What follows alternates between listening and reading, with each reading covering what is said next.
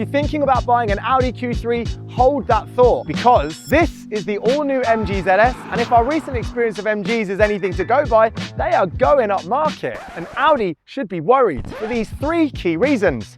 Firstly, the MG ZS starts from almost 10 grand less than a base Q3, and yet for that, you get a hybrid powertrain that's capable of 55 miles per gallon as standard.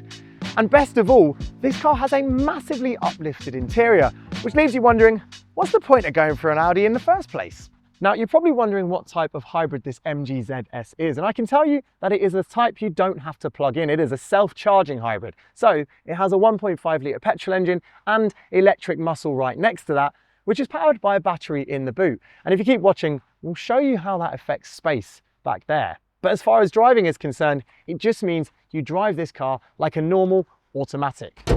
And you might have noticed that MG has also sent its ZS up market when it comes to the design, because it's got the latest design language, which includes a massive front grille featuring some chrome bits here, and that's accented by chrome on the nose, the bumper, and even in these bold headlights as well. And if you come to the side, you'll spot we've got a nice set of alloy wheels, also sort of chromey in their finish, and then we've got chrome on the roof rack and also on the door sill and on the window lines as well. But it's at the rear where things get a bit more interesting, not in the overall design because it is quite generic, but in some of the features, including some fake exhausts, which seem a little bit Audi. And yes, they are wrapped in a chrome effect plastic as well.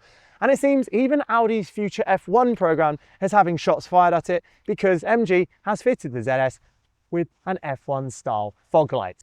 That looks familiar, doesn't it? Because that is a gear lever that's clearly been inspired by the ones in more premium and expensive Audis. And the same goes for the silver bit next to it as well. I definitely have seen that in a few Audi SUVs.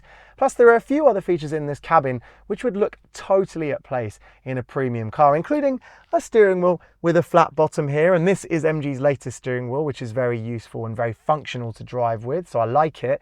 And you even get some new technical bits like this infotainment screen in the middle, which from the driver's side at least looks a bit like it's floating off of the dash because it's so cleanly fit. And the technology it uses is very fast. In fact, we can't get it to lag at all, even when scrolling back and forth through features. There's a little bit of a hesitation, but in terms of the interaction, it is rapid. Plus, it's very easy to use. If there's a minor complaint, it's that all the widgets here are in the same color, so you maybe have to look at the screen for a little bit longer, but otherwise, this is some good tech.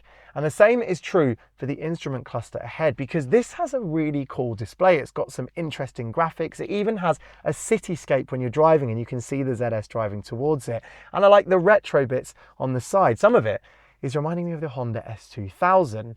And then functionality across the cabin is very good. You've got a good glove box, good door pockets, plenty of space down here for your phone, and you even get cup holders and a place to put things under the armrest.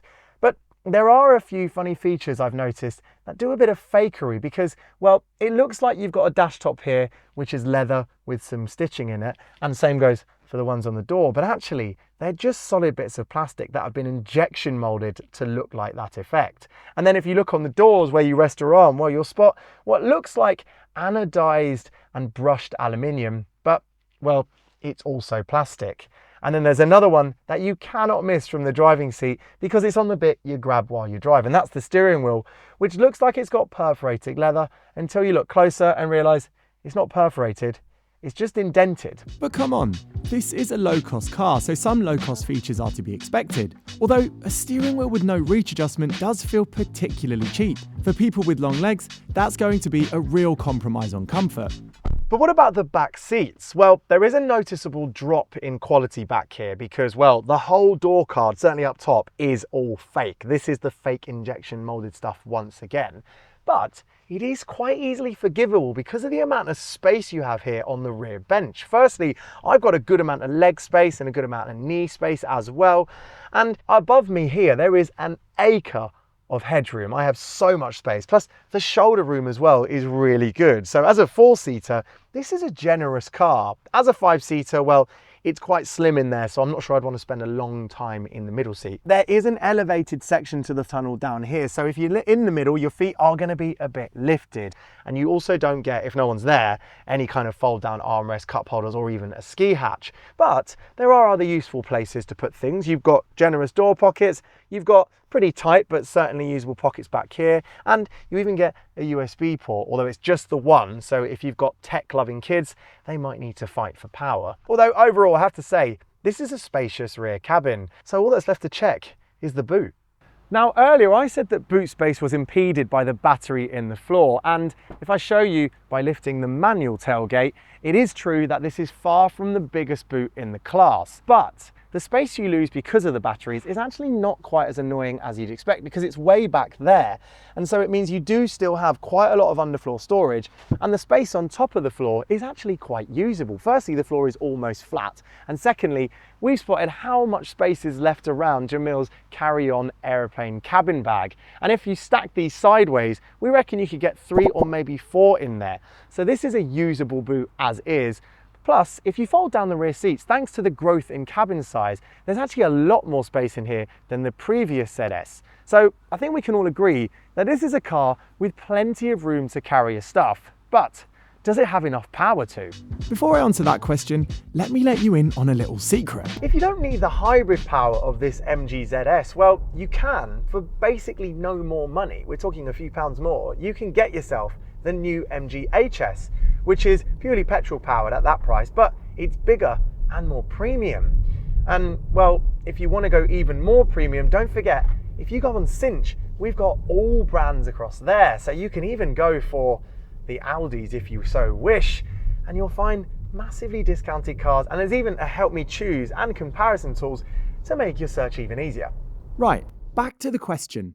Is the ZS powerful enough for daily family duties? Well, the answer to that is obviously yes. This, with its electric muscle, actually picks up like an electric car. So if I accelerate from the get-go, or even just from low speed, well, there is actually quite a good amount of electric oomph. But then immediately the petrol engine kicks in. So this is definitely a hybrid that uses a lot more petrol than electric, but it feels nippy off the get-go. And the petrol engine itself is actually surprisingly refined. This 1.5 litre is new, and well, it's smooth to tick over. You can hear it sort of rumbling in the background at points, but it's pretty distant. And so the feeling it gives is actually of a pretty high quality engine. The car does, however, only have 3 automatic gears, which left me a bit worried before getting into the car. But actually, when driving it, I've realised that the electric motor is able to help the petrol engine enough that it doesn't always have to drop down gears to move you along. So actually, it's much smoother than you'd expect. This oomph is confirmed by an 8.7 second 0 to 62 time, but no doubt due to the lack of gear ratios to spread the load, the ZS Hybrid can only tow 500 kilograms of brake trailer, which is 250 kg less than a Toyota Yaris Cross, 700 kg less than a Renault Captur, and a ton less than a Dacia Duster. Since this has hybrid tech, well, yeah, of course it has some regenerative technology as well, which is when the battery can take energy back from the motors, but it's not that strong. So if I accelerate up to 40 miles per hour and then I let off the power, the car is slowing itself down a little bit, but it's not massively dramatic. It is, however, enough to make driving a little bit easier, especially when you're cruising along a country road, and so you don't want to brake too much into bends. You can just coast in and let the car slow down itself, and it will naturally be helpful in town as well, especially when there's a lot of traffic. But you can't adjust the regen like you can in other models. So I can't turn it up, for example, and I can't lower it back down. It's just one setting. What about the ride? Well, I'm noticing on the roughest of British B roads, of which we have plenty, well, it is a little bit fidgety over the bumps, and I mean the smaller little cracks and undulations. So this isn't the most relaxing ride out there, but over the bigger bumps and over speed humps as well, there is a good amount of compression and squidge in the suspension, helped no doubt by the chunky tyres. So the ride is good, but it's also not luxurious. In fact, over here on this road, well, it's definitely spotting a few of the bumps I was hoping it would iron out.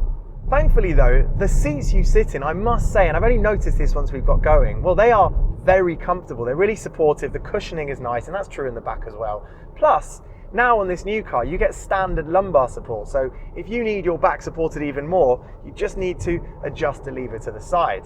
And actually the car overall is quite relaxing to drive. I mean, the steering is light, brake pedal is nice and responsive, and it's just an effortless experience.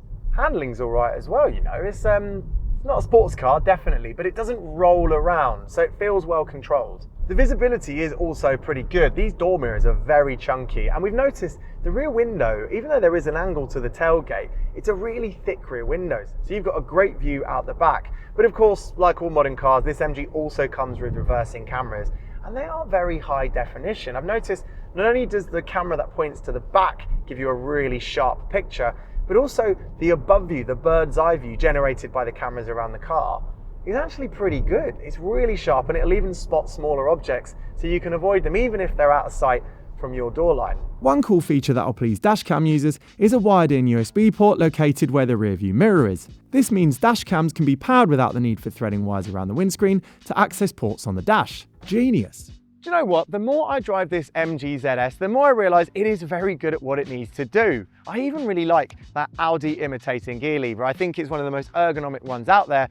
Plus, for the money, I mean, I can just about let it off the fact that I can't get the steering wheel a bit closer and the ride is a bit fidgety. For 25 grand, this is a fantastic car.